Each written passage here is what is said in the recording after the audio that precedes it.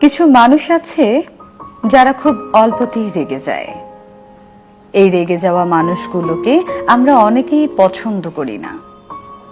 এদের দেখলে বিরক্তি একটা ভাব চলে আসে। মনে মনে ভাবি, এদের মন বলতে কিছু নাই নাকি? অথচ আমরা জানি না যে এই রাগী মানুষগুলোই প্রকৃতপক্ষে ভালো মানুষ। রাগ শব্দটা খারাপ হতে পারে, কিন্তু রাগী মানুষগুলো খারাপ হয় না। রাগী মানুষেরা নিজেদের চরিত্রে কখনো সহজেই দাগ লাগতে দেয় না। এতে যাই হোক না কেন, এদের ব্যক্তিত্ব যতটা নিখুঁত ঠিক ততটাই প্রখর। এরা সহজে হারতে শিখে নাই।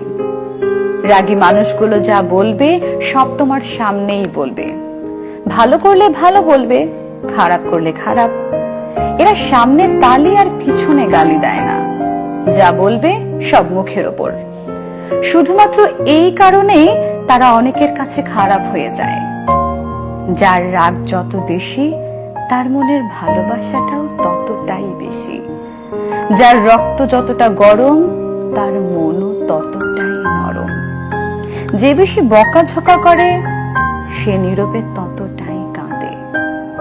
যে তোমাকে যতটা কাঁদায়, সে তোমার হাসির জন্য ততটাই কারণ খুঁজে থাকে।